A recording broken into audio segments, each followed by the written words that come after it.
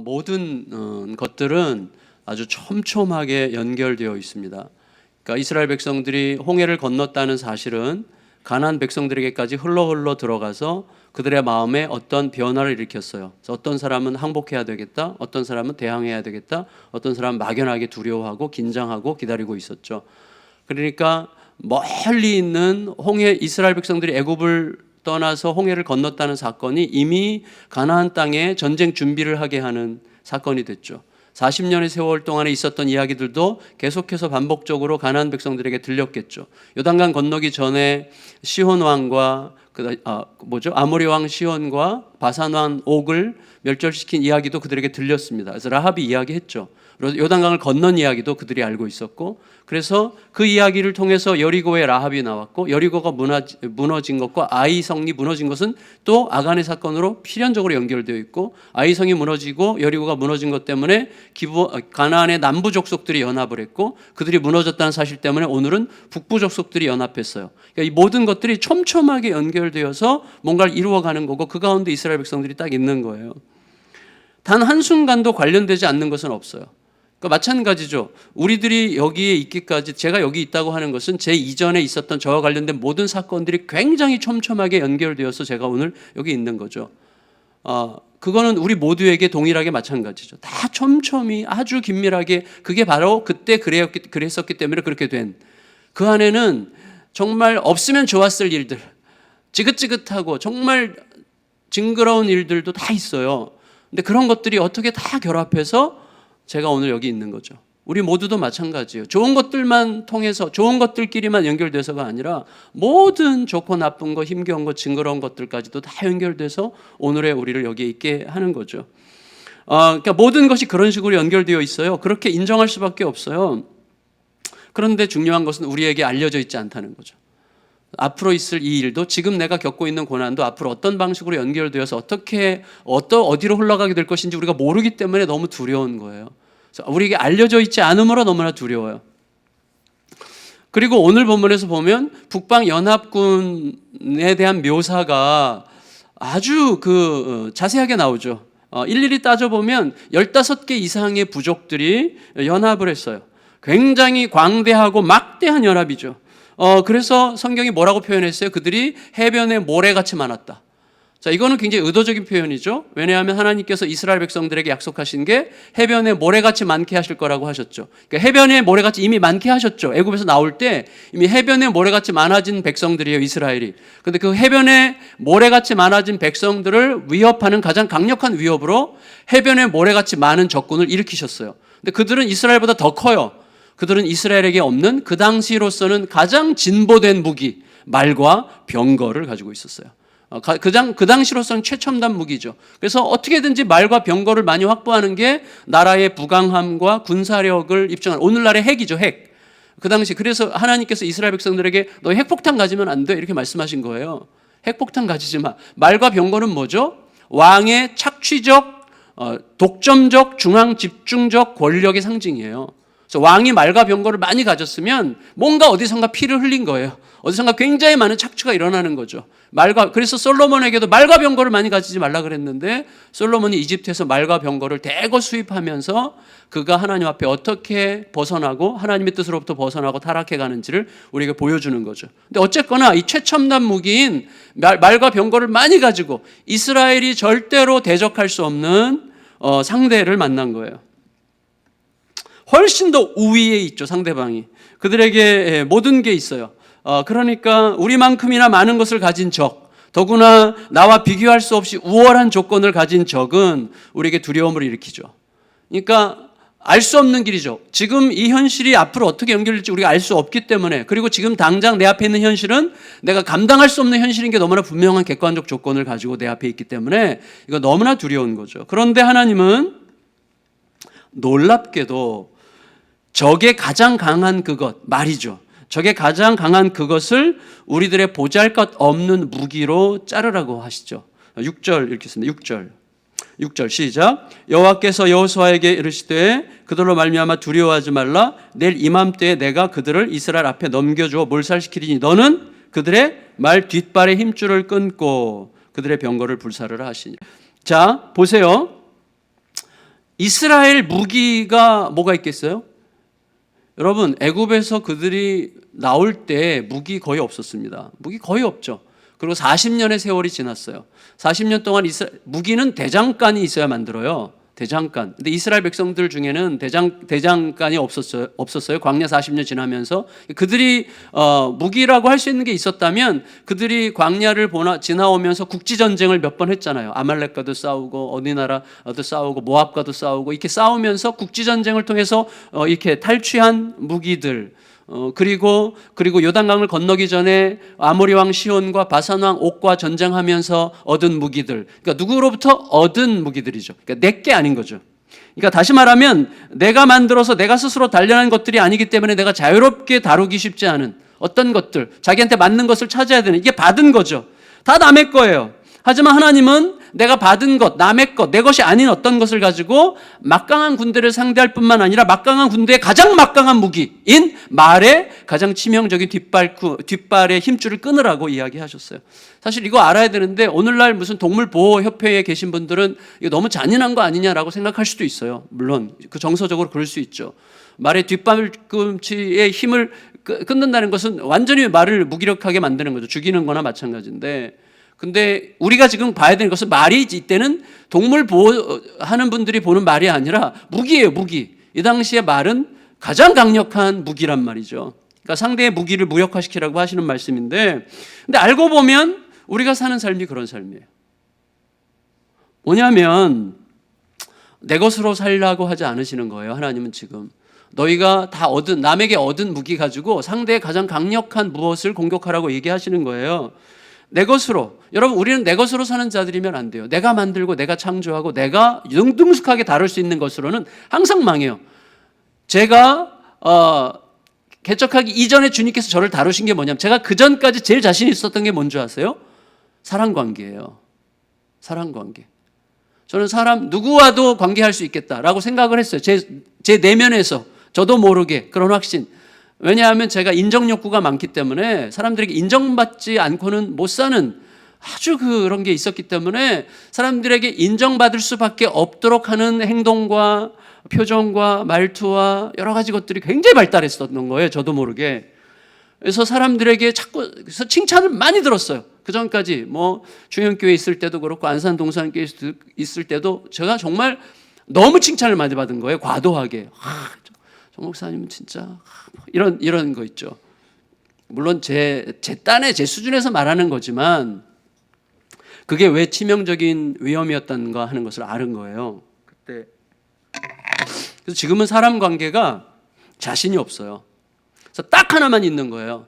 하나님이 시키시는 대로만 만나자. 이거예요. 항상 지켜지는 건 아니지만 이게 굉장히 힘들거든요, 사실은. 근데 굉장히 이게 쉬운 거예요. 굉장히 힘들고 굉장히 쉬운 거예요, 이게. 그 전에는요, 그래서 어떤 일이 누군가가 나를 좀 안 좋아하는 것 같으면 여기서 부대끼기 시작하는 거예요. 누군가가 내 뒷담화하고 다니면 부대껴서 못 살아요. 왜 모든 사람이 나를 좋아하는 방식으로 내가 살았기 때문에. 그러니까 내가 가진 거예요. 내가 개발했고, 내가 만들었고, 내가 다듬었고, 내가 잘 갖춰온 그게 박살나는 시간이 온 거죠. 안 통하는. 그때 제 마음속 깊은 곳에 있는 무엇, 내 것으로 안 된다고 하는 것을, 그리고 그것으로 살라고 부르신 게 아니라는 것을 알게 된 거예요. 우리는 내가 만든 것, 내가 창조한 것, 내가 다듬은 것, 내 것, 내게 속한 걸로 사는 자들이 아니에요. 받은 걸로 사는 자들이에요. 전적으로 받은 것, 내게 아닌 거, 은혜죠. 은혜는 내게 아니에요. 전적으로 받은 것으로 살도록 하나님께서 하신 거죠. 그러니까 너무 감사한 시간이었죠, 저에게는.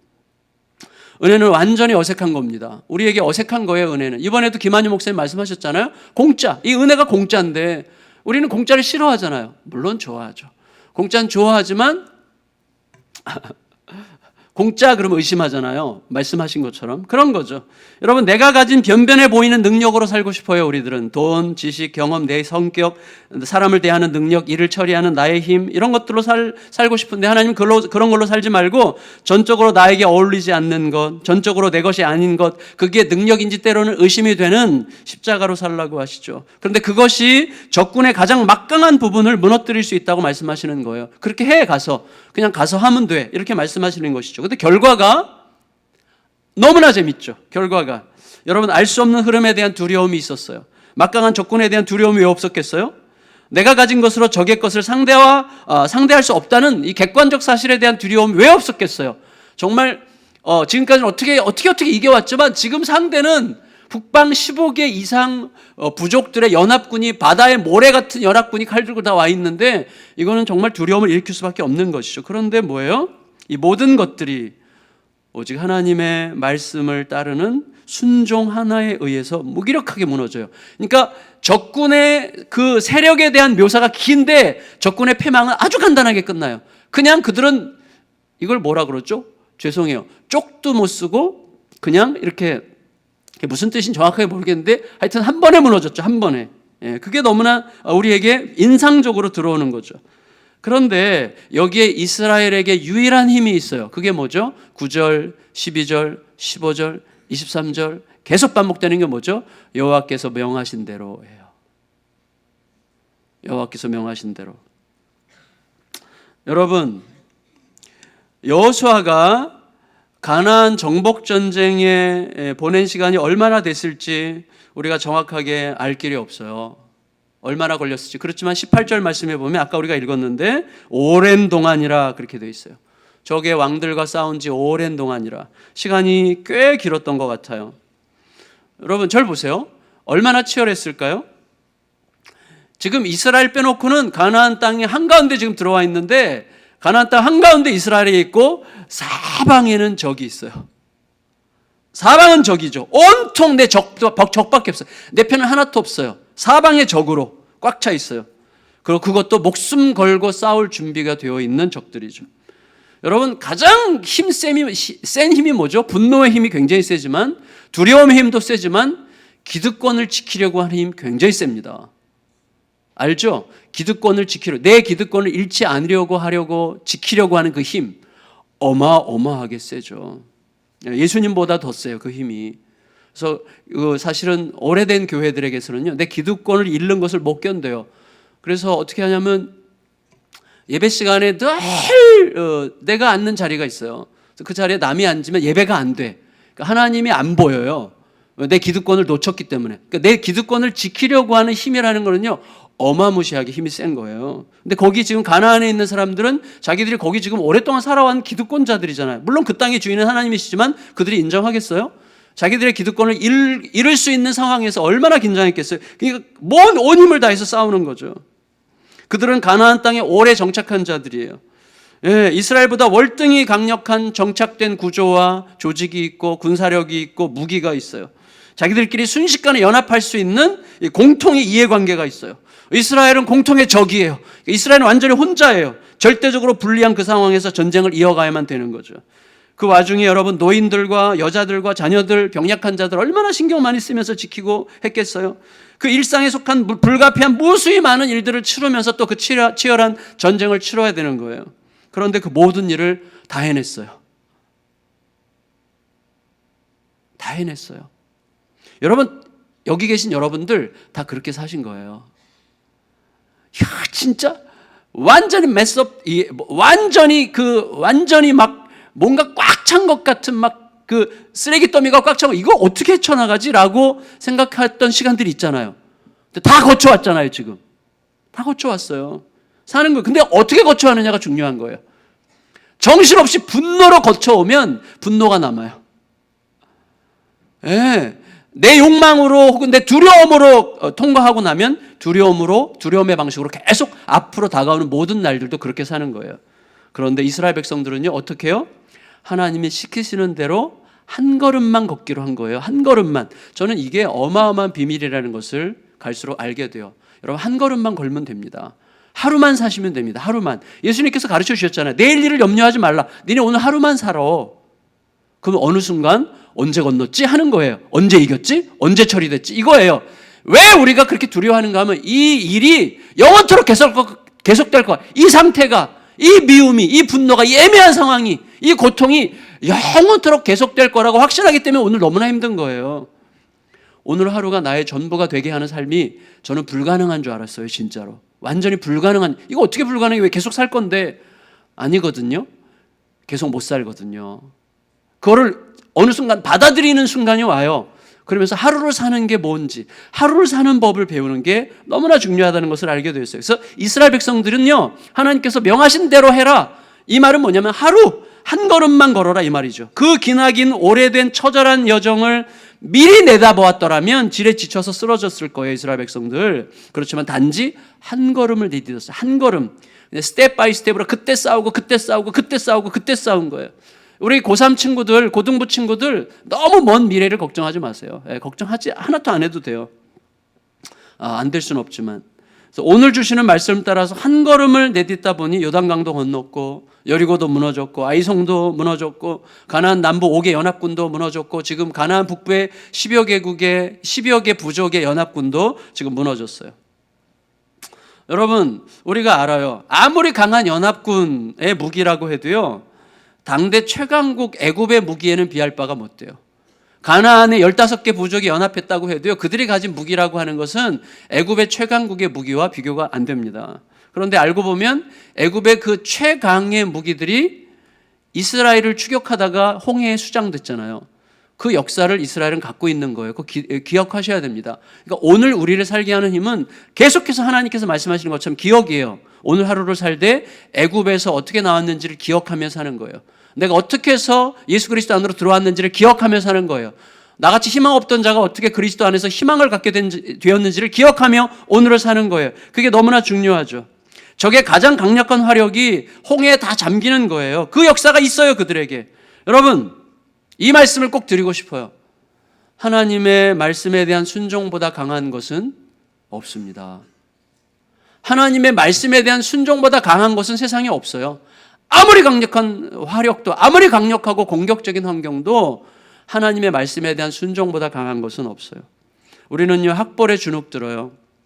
공부 잘하는 아들, 딸을 둔 옆집 자매가 너무나 부럽고 주눅 들죠. 우리를 주눅 들게 하죠.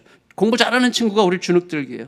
나로서는 도무지 살 수 없는 엄청난 비싼 차 바꾼 누구누구의 경제력에 주눅 들고 사방에 나를 주눅 들게 하는 막강한 무기들이 너무너무 많아요. 하지만 하나님과 그의 말씀과 그의 말씀을 따르는 순종보다 강한 건 없어요. 진짜 순종보다 강한 건 없어요. 순종보다 강한 게 없어요. 순종보다 나은 제사가 없고 순종보다 나은 예배가 없고 순종보다 나은 강력한 무기는 없어요. 하나님의 말씀에 대한 순종이 가장 강력해요. 여러분, 우리 삶에서 뭔가 관계가 틀어지고 아이가 막 악을 쓰고 대들고 막 뭐 힘든 일이 막 있으면 막 진짜 파산난 것 같이 느껴지는 순간이 오죠. 인생이 파산난 것 같이 느껴지는 그런 순간이 온단 말이죠. 세상은 너무나 강력하고 나를 공격하는 자들은 완전히 모든 무기를 다 갖춘 듯이 느껴져요. 반대로 나는 너무나 무기력하고 너무나 초라하고 아무것도 아닌 것 같고 나는 완전히 혼자고 이대로 죽어갈 것 같고 아무 생각이 없게 느껴지는 그런 순간들이 온단 말이죠. 그런데 하나님의 말씀 한마디를 통해 승부가 나는 거예요. 한마디를 통해서. 이번에도 김한희 목사님 보니까 한마디가 있는 거예요. 본인 마음속에. 이렇게 말씀 있다고 한마디. 물론 사람마다 다 다를 수 있지만 그분에게 온 어떤 한마디가 있는 거죠. 그때 승부가 나는 거거든요. 그때 승부가. 핵심은 내가 하나님 앞에 엎드릴 준비만 되어 있느냐 하는 거예요. 내가 상한 마음과 자존심과 육체 욕망과 내면의 야심에 붙들려서 그것에 귀 기울이고 있는가. 저 같은 경우 가만히 보면요. 정말 많은 경우에 상한 마음에 귀를 기울이고 있어요. 상한 마음이 계속 말을 걸어와요. 이럴 수가 있어? 이래야 되겠어? 이게 뭐야 도대체? 이런 얘기를 계속 기울이고 그렇지 하면서 제가 막 대답하면서 상한 마음, 상한 자존심 뭐 이런 것에 계속 귀를 너무나 섬세하게 기울여요. 그런데 그러다가 그 기울임이 내가 뭐 하고 있지? 생각하고 말씀 앞에 엎드려서 하나님의 말씀을 따르고 싶습니다. 주께서 부디 좀 말씀해 주세요. 그때 말씀이 들려요. 어느 순간 말씀이 들려요. 엘리야가 들어오고 사르밧 과부가 들어오고 여호수아의 두려움이 들어오고 두려움 속에 하나님께서 어떻게 말씀하시는지가 어느 순간 그 말씀만 내가 딱 들어오면요. 그게 쫙 해결하는 거예요. 그게 모든 걸 넘어서게 하여 승부가 정말 간단하게 납니다. 여러분, 이 가나안 북부의 연합군의 그 막강한 세력도 한순간에 무너졌어요. 승부는 매우 간단하게 날 수 있어요. 하나님의 말씀에 대한 순종으로 나는 거예요.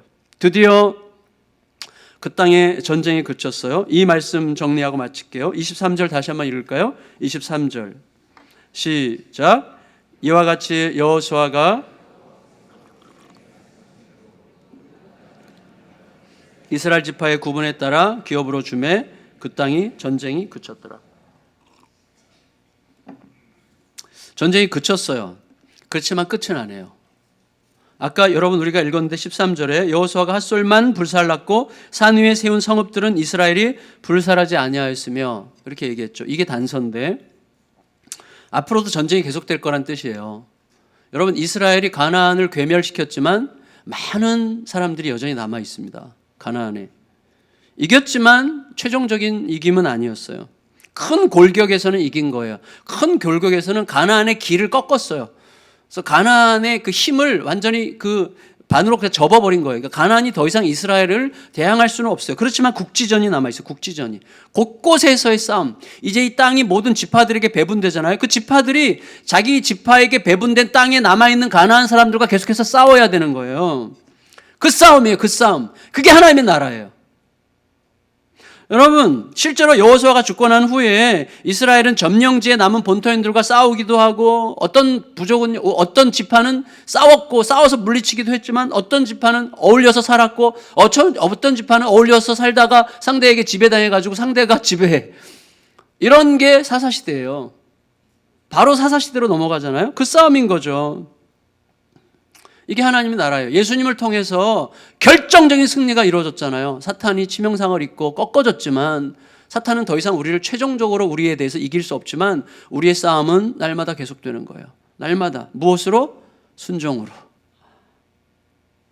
그 싸움이에요. 순종의 싸움이 우리에게 계속 남아있는 것이죠. 그래서 내가 이미 이겼다라고 하는 사실이 너무나 중요하지만 이겼다라고 하는 사실이 우리에게 이겼기 때문에 오늘 계속해서 이기게 하신 하나님과 동행하게 하는 길로 가야지 이겼다는 사실이 나에게 안일함과 무책임함으로 들어오면 우리가 언제든지 넘어지고 깨지고 부서지게 되는 거죠. 따라서 역설적으로 잔류해 있는 남아있는 가나안 족속들은 무슨 뜻이에요? 이스라엘 백성들에게 안일한 무책임함에 빠지지 않게 하는 하나님의 은혜라고 할 수 있죠. 그들이 있음으로 안일해지지 않죠. 그들이 있음으로 긴장을 하게 되죠. 그래서 우리의 삶에 그런 긴장을 일으키는 요소들은 참 없으면 좋겠지만 참 없으면 너무나 행복하겠지만 그러나 그것들로 인해서 우리는 하나님 앞에 깨어있게 되는 것이죠. 하나님께서는요 어떻게 해서든지 우리가 깨어있는 것을 기뻐하십니다. 지속적으로 하나님과 교통하게 하는 방식으로 인도하세요. 여러분 가장 심각하고 위험한 건 뭐예요? 더 이상 하나님이 필요하지 않아도 될 것 같은 삶의 환경을 열망하는 거예요. 근데 놀랍게도 우리의 모든 열망은 더 이상 하나님이 필요하지 않아도 될 수 있을 것 같은 환경을 열망해요. 우리들은. 보세요. 모든 게 다 갖춰져 있으면 더 이상 하나님이 필요하지 않을 수 있어요. 왜 그래요? 그때도 난 하나님을 의지할 거예요. 그때도라. 말은 그렇게 하는데 사실은요. 실제로 모든 게 평화로우면요. 우리는 놀라운 방식으로 하나님을 의지하지 않습니다. 어느 순간 기도가 줄어들고 언제 기도해요? 우리가 알잖아요. 기도는 언제 하는지 우리가 알아요. 한번 얻어맞고 저 같은 경우는 이제 아내한테 한 소리 듣고 또 막 생각지 못했던 어떤 막 너무 당황한 일이 막 생기고 그때 막 엎드리게 되는 거죠. 그때. 근데 그게 좋은 거예요. 하나님은 하나님과 우리가 계속 생명의 소통에서 끊어지지 않기를 너무너무 열망하시죠. 그래서 우리가 알아야 돼요. 하나님과 소통하지 않는 게 죽음이에요. 왜냐하면 하나님이 생명이시니까. 그래서 하나님과 더 이상 소통하지 않아도 되는 환경을 열망하는 것은 사실 굉장히 조심스러운 거죠. 마지막, 그럼 완전하고도 최종적이고 절대적인 승리로 나아가기까지 우리가 어떤 싸움을 계속 싸워야 되죠? 오늘 본문에 아까 마지막 절에 그 땅의 전쟁이 그쳤더라 라고 했어요. 그 땅의 전쟁이 그쳤더라. 이거 평화의 선언이죠. 그런데 한편으로는 굉장히 처절한 선언이에요. 여러분 얼마나 많은 피가 쏟아졌겠어요? 얼마나 많은 무고한이라는 단어를 거기다 붙일 수는 없어요. 왜? 이번에 말씀하셨잖아요. 모두가 다 내가 왜 억울하게 죽어야 되냐라고 말할 수 있는 사람은 아무도 없다. 이런 얘기를 우리가 들었는데 맞습니다. 얼마나 많은 생명들이 피 흘리면서 죽어갔습니까? 그런데 그런 피의 전쟁은 절대로 끝나지 않죠. 우리가 알잖아요. 그 전쟁은요. 단 한 명이라도 적진에 살아남아 있는 자가 있는 한 그 약자가 그 약자에게 동조하는 자들을 창조해요. 그리고 소수라고 할지라도 자살, 폭탄, 테러도 할 수 있는 거예요. 그게 지금까지 이어지고 있는 역사예요. 지금까지. 왜 이스라엘이 지금도 계속해서 그 지역 사람들과 여전히 똑같이 싸우죠? 십자가를 아직 못 만났기 때문이죠.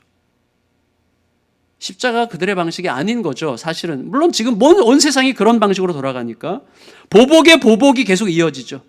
여전히 그런 의미에서 이스라엘 승리는 완전한 승리가 아니었고, 우리가 십자가 안에 삼켜지지 않으면 우리의 승리는 승리가 아닌 거예요. 사실은 여러분, 진정한 전쟁의 종식은 십자가에 이르러서야 끝이 나는 거예요. 십자가에 이른다는 말이 십자가 2000년 전에 있었지만 그 십자가가 지금 오늘 내 삶의 방식이 아니면 나는 아직도 끝나지 않은 전쟁을 계속해서 전쟁하고 있는 것이죠. 적을 죽이지 않고 내가 죽어야 되는 거죠. 적의 피 대신에 내 피를 흘리죠. 내가 피를 흘리면서도 적을 용서해요. 내가 적에게 죽임을 당하면서도 적을 용서하고 사랑해요. 초대교회는 바로 그 전쟁, 내가 죽어 예수가 살고 예수가 삶으로 그들을 살리고 그들이 삶으로 내가 사는 이 놀라운 생명의 순환의 신비를 통해서 이겼어요. 초대교회는 그래서 이겼죠. 거대한 의심과 두려움의 문화를 이겼고 제국주의 로마의 세력을 이겼어요. 그 힘으로. 그런데 그 이후에 기독교가 힘을 얻었죠. 로마의 국교가 됐어요. 모든 권력과 힘을 교회가 거머쥐었어요. 그러면서부터 또다시 십자가가 사라졌어요.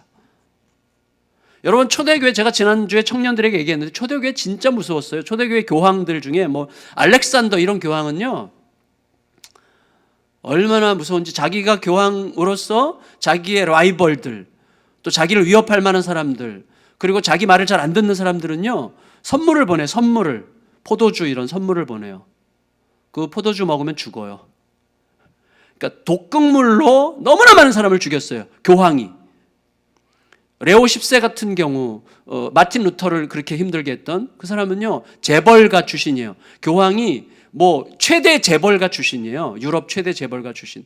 그래서 자기가 교황 되는데 자기보다 뛰어난 사람들이 굉장히 많았는데 자기보다 뛰어난 사람들을 전부 다 잠재우고 자기가 교황 되기 위해서 매수를 해요. 매수를, 사람들을. 그래서 추기경들로 A에서 뽑히니까 추기경들을 매수하는데 한 사람당 오늘날로 환산하면 평균 50억. 별로 안 놀라시는구나. 한 평균 50억 정도를 줘서 입막음을 하고 자기가 교황이 되는 이런 시대예요. 돈과 힘과 권력이, 십자가는 다 사라진 시대.